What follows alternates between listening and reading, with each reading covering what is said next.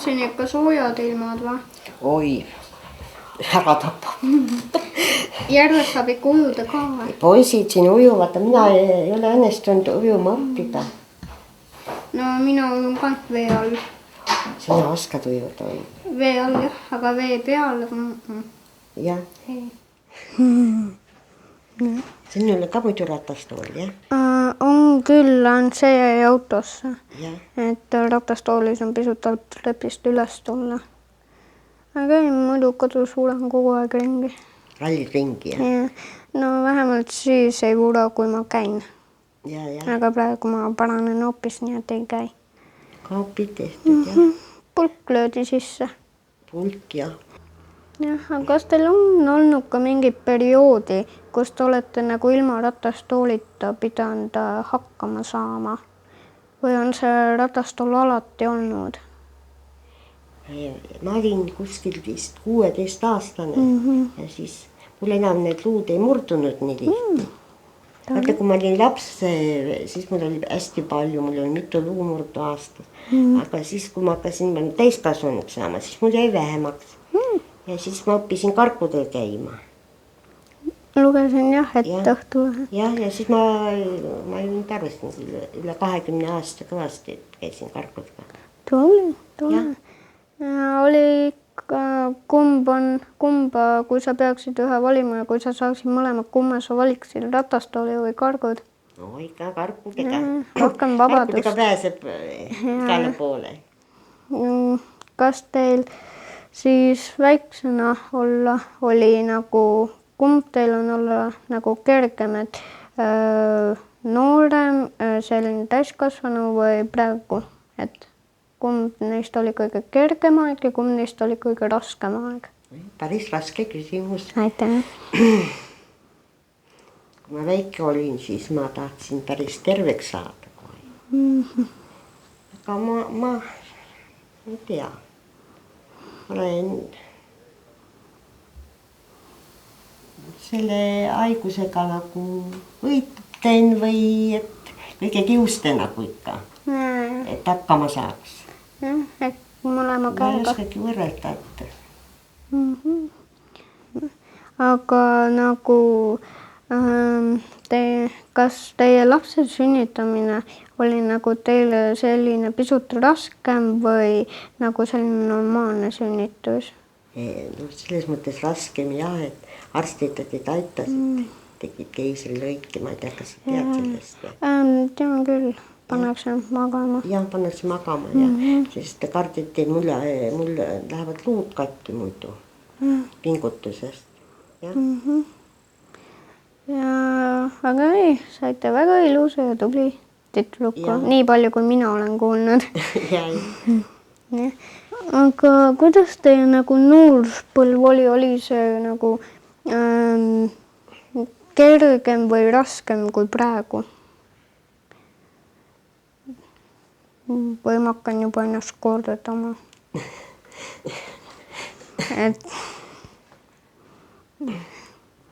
Oleks üks inimene maailmas, kellel oleks kõik küsimuste vastused. Jah. Aga jalgades on siis. Aga hea, et käedki vähem, siis kätega saab ju palju asju teha. Kätega saab ennast liigutada. Jalgadega saab ka, aga kätega saab ka siis, kui jalgu ei ole.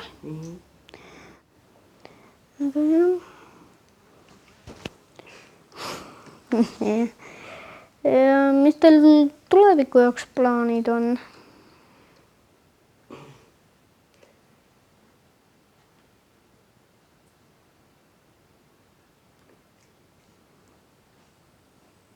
Eks näitab, mis tuule toob. Hästi elada. Ikka hästi läheks, jah.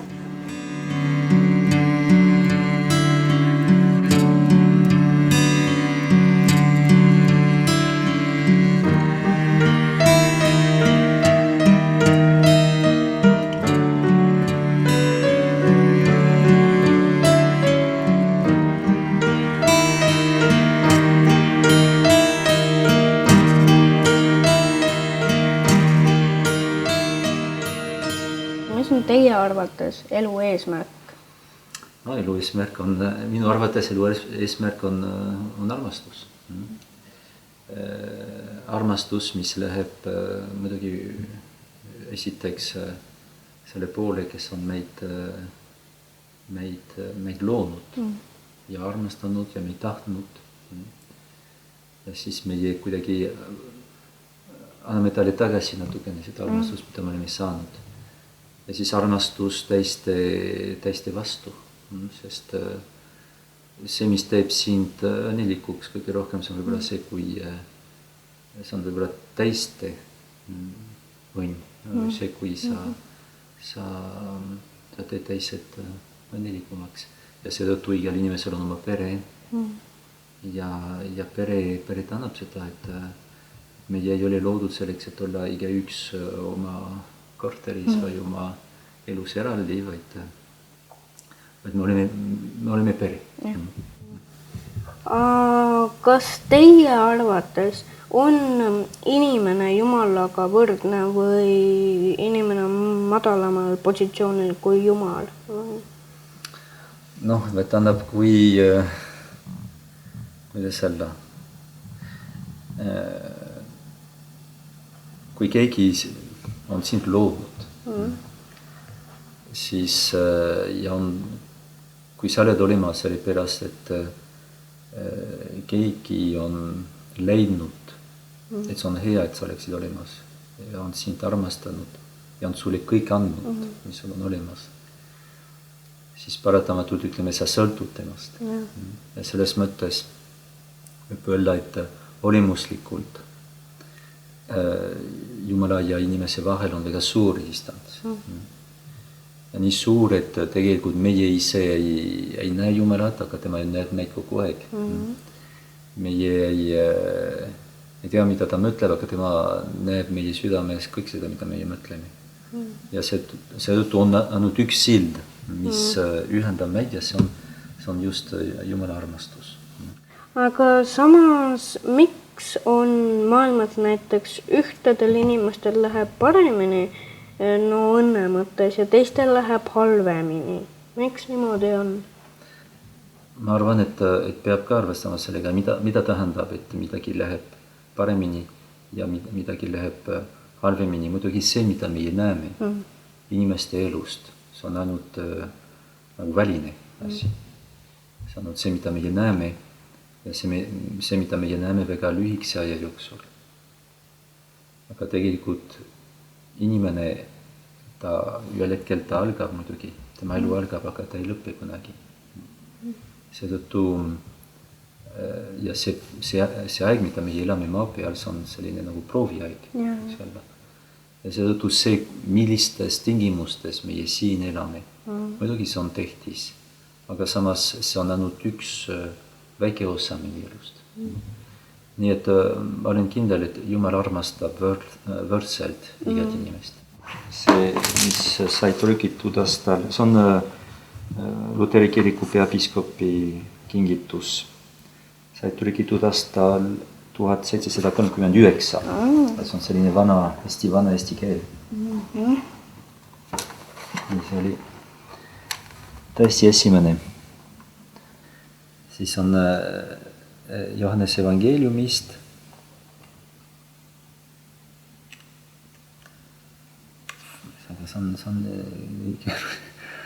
Sel ajal vastas Jeesus ja ütles, mina.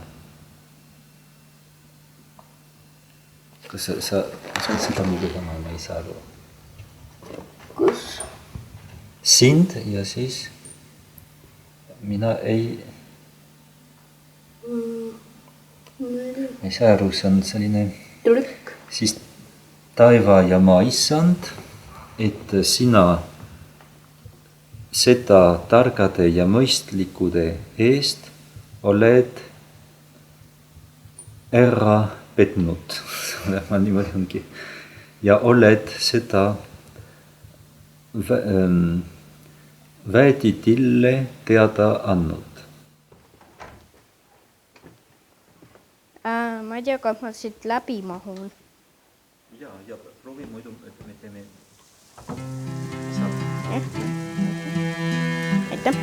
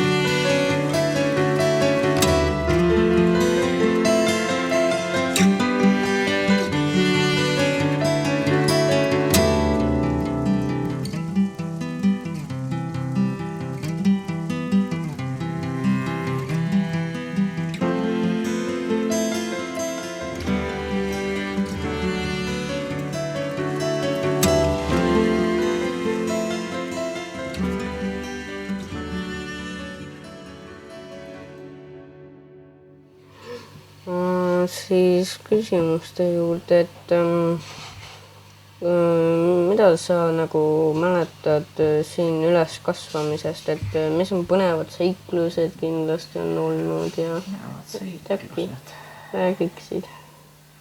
Ahaa. Üks põnevam seiklus oli see, kui jälle mul oli sünnipäev ja mulle kingiti punane barett.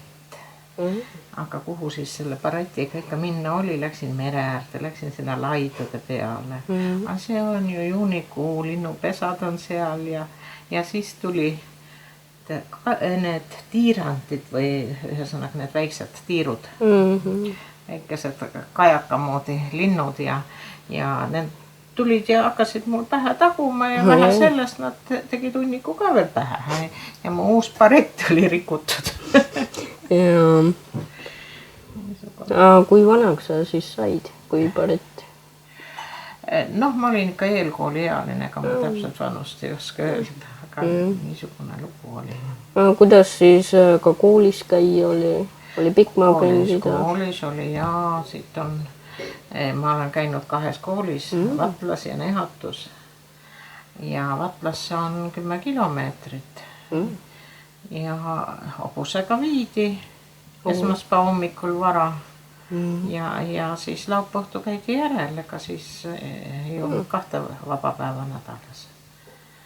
Ja seal olin siis internaadis Vanamõisa maja ja külm oli ka see küllaltki ja ahju ikka kööti? Ahjusid ikka kööti, aga need siis sooja ei olnud.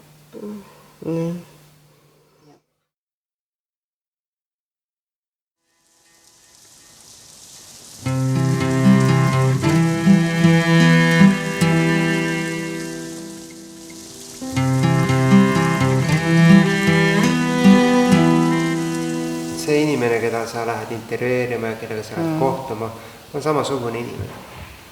Mis siis, et ma olen vanem, mis siis, et mul on ülikond seljas. Ma panin selle sellepärast, et mul oli täna tudengitega õppepäev, ma panin alati ülikonnas ehida. Korrektne oleks.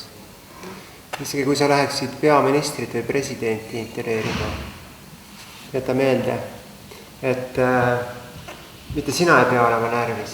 Vaid tema. Õige. See on nüüd ajakirjanik, täpselt.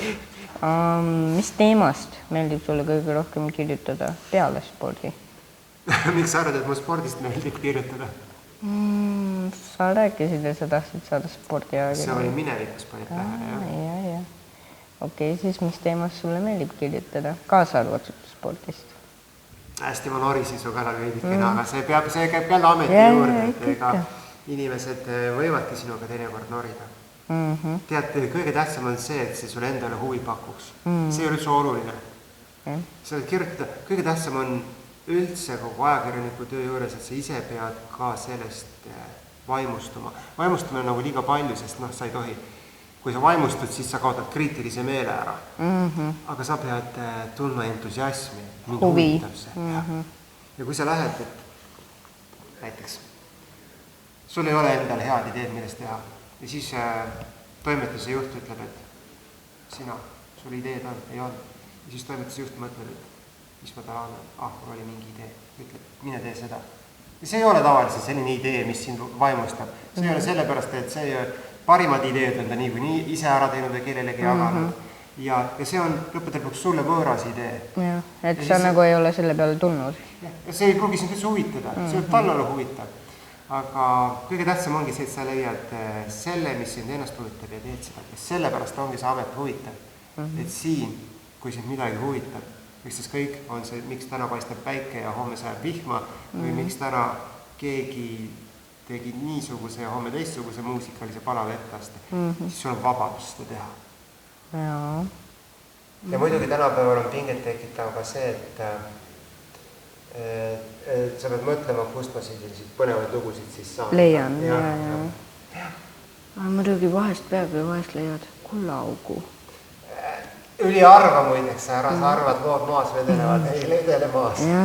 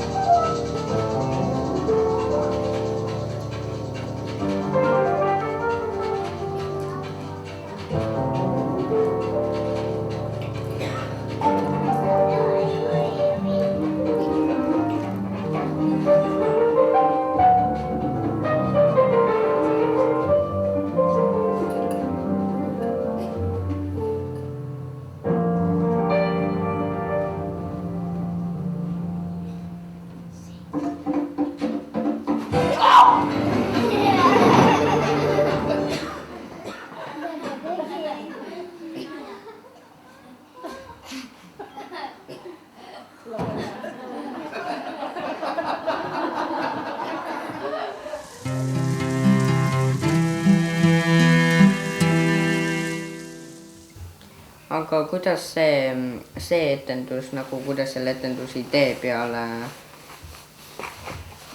saadi? No meil oli konkreetne lugu ja kõik need naljad seal sees ja.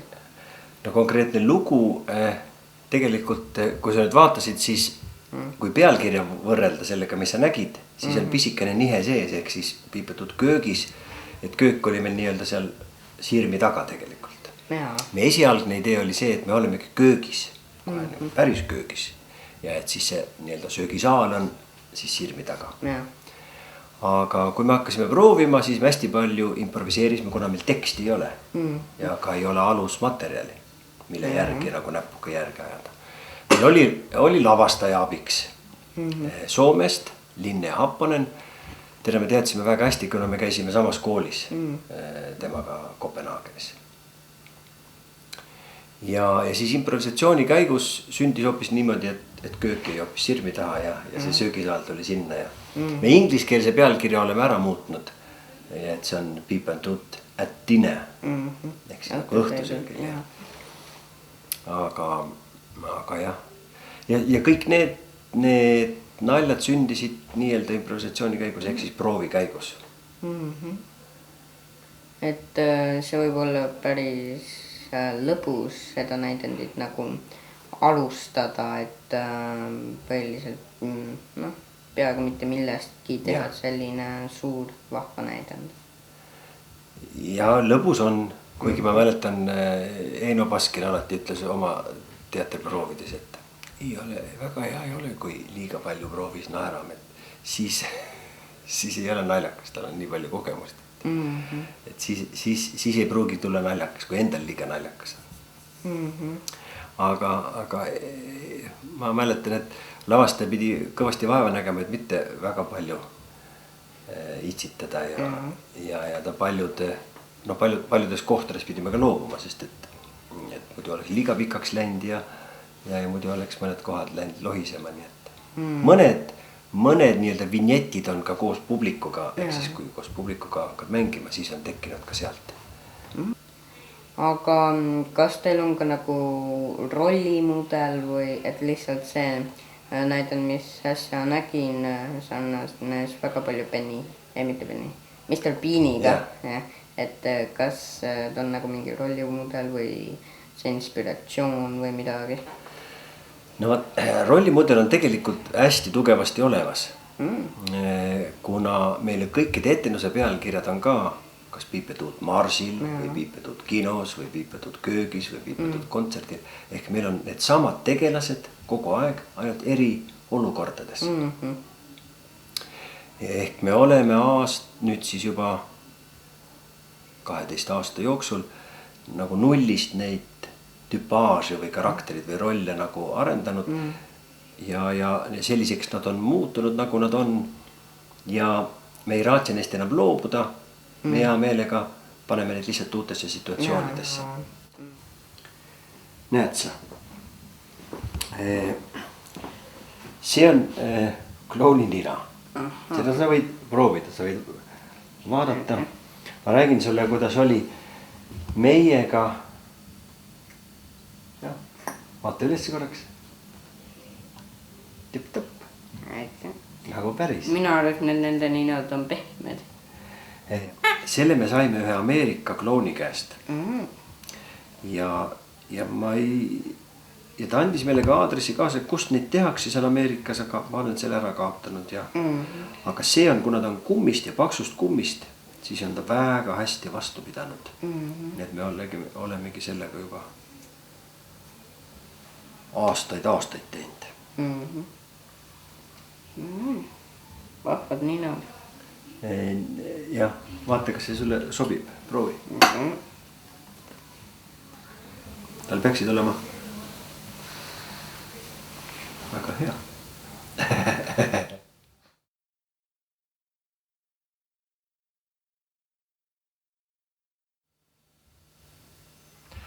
Aga miks sina selle filmi tegemisega nõustusid või kas sul on huvitav olnud selle filmi tegemine?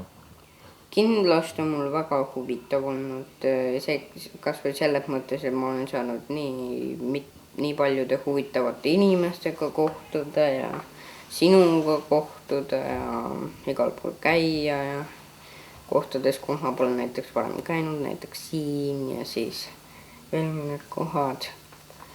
Ja nõustusin sellepärast, et see kõlas huvitavalt ja polnud paremat midagi teha. Niisama ei taha ka ju elu ära veeta. Midagi peab tegema.